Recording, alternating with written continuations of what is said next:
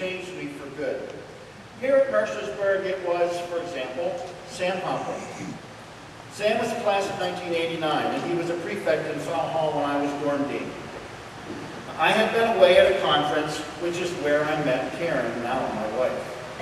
When I returned to the dorm, I was hanging out with my prefects in my office, which we did all the time. And I told them I had met this young lady, and she gave me the phone number. Sam grabbed the number out of my hand, picked up my phone, dialed the number, and handed me the phone. Karen and I made the first date, and the rest, as they say, is history. Needless to say, Sam stood right there as an usher in our wedding. Sam Hopple changed me for good. Another prefect in the same year was John Powell. When Karen was coming to visit Mercersburg for the first time, John took it upon himself to counsel me in just how to impress women. I remember a particularly interesting discussion about what makes for a good kisser. But in the interest of propriety, I'll save that discussion for another time. In his own unique way, John Powell changed me for good. Dave Madgwick, class of 1987. He was a football lacrosse player who lived in South for 1 year with me. He was the class of the job. But he surprised us all when he wrote and performed an amazing declamation piece that really affected me and will forever remind me that all people are really much deeper than it may seem at first glance. Dave Madgwick changed me for good.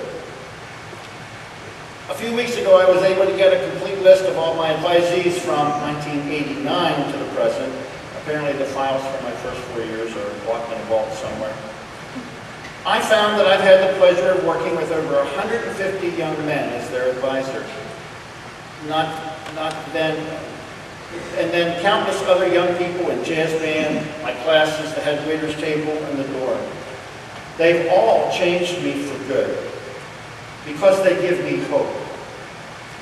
No matter what may be going on in the world or who is running for president, I'm confident that they will, in the end, do the right thing. There's one more young man I'd like to tell you about. He wasn't at Mercersburg, he wasn't at James Buchanan, he wasn't even at Camp Common. I met him during my student teaching experience. His name was Bob Riddle. Now, I have no idea where Bob is today, and I'm sure he probably wouldn't even remember me. He would certainly be surprised to hear that I feel he changed me for good. Now, Bob was not your model high school student. In fact, he was a bit of a hoodlum with quite a reputation and discipline record. Of course, I was new to the school, so I didn't know that. So I treated him with respect like any other student. Pretty soon, when Bob would get kicked out of class and sent to the office, which happened pretty much daily, he wouldn't go to the office at first. He would come to the band room and talk to me. He told me that at one point he entered a new class with a new teacher, and that teacher took one look at him and said, "You're Bob Riddle, aren't you?" Bob, of course, looked at him and said, "Yes, why?" The teacher said, "I want you to know that I've heard all about you, and I'm not going to put up with any of your crap." Now, I understand I've cleaned that version up a little bit from Bob's version. I soon realized that to a kid like Bob, that was the equivalent of waving a red flag at a charging bull. If you expect trouble from a kid, they will usually be happy to oblige. Bob Riddle had a profound effect on how I approach teaching young people, and to be honest, led me to have a bit of a soft spot for those less than perfect kids. Don't get me wrong, those of you students who are perfect, and you know who you are. You never miss class, you're never late for class, you score a perfect score on every test. We love you, believe me. But in addition to that, for me, give me a kid with just enough good old-fashioned orneriness to make them interesting. I was pretty sure when I went to college that I wanted to teach, but when I finished my student teaching experience, I was hooked. I got that from Bob Riddle, and the many Bob Riddles that I've had the distinct pleasure of calling student and friend over the last 43 years. Bob Riddle changed me for good. So you see, I would not be standing here in this position today if it were not for hundreds, maybe thousands of people with whom I've come into contact over the years. Students, I want you to look around the room and think about all those people who have influenced your life. Family, teachers, peers. They're all part of the fabric of your lives. I feel like there's a song in there somewhere. I would encourage each of you to reach out to those people and let them know of their impact now.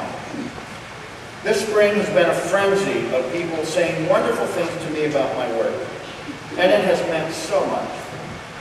I would encourage you all to share your feelings with your mentors now. Don't wait until they're retiring. You know, one of the things I love most about Mercersburg students is that I've noticed that almost to a person, every student who leaves my classroom will say to me, "Thank you, Mr. Hallbaker." Now I want you to stop and understand the profound effect of that one simple act. Gratitude is fuel for me, and I bet it is for you as well. I can run forever in a full tank of thank yous, so keep it up. As I mentioned before, my relationship with the Hop Squad has been the heart and soul of my existence here. And a few years ago, I started a daily routine. Each day, usually as I lie down to go to sleep, I say to myself, sometimes out loud, but usually in just a thought, I'll repeat the phrase, "Guys, I wish for you to be happy, be healthy, be safe, and above all, be yourselves." Now, as official Hop Squatters, you all will be included in that daily wish.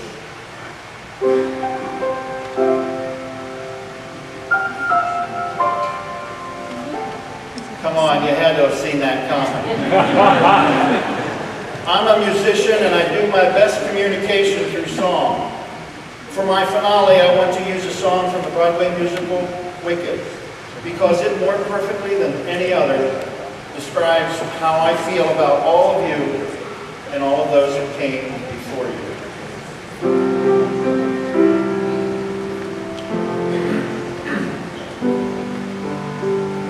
I've heard it said that people come into our lives for a reason, bringing something we must learn, and we are led to those who help us most to grow if we let them, and we help them in return.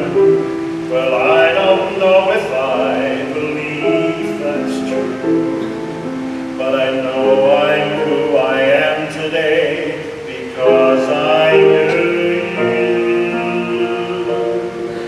Like a comet pulled from orbit as it passes the sun, or a stream that meets a boulder halfway through the wood. Who can say if I've been changed for the better? Because I knew you. I have been changed for good. It well may be that we will never meet again in this lifetime.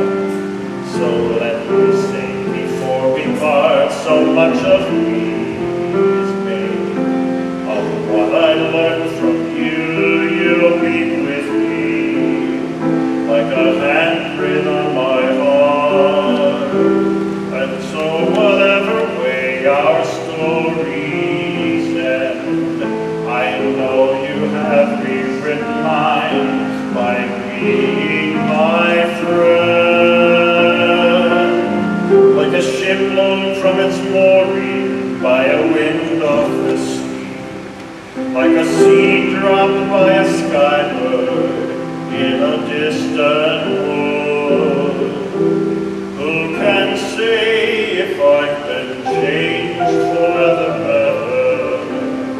I do believe I have been changed for the better, because I knew you.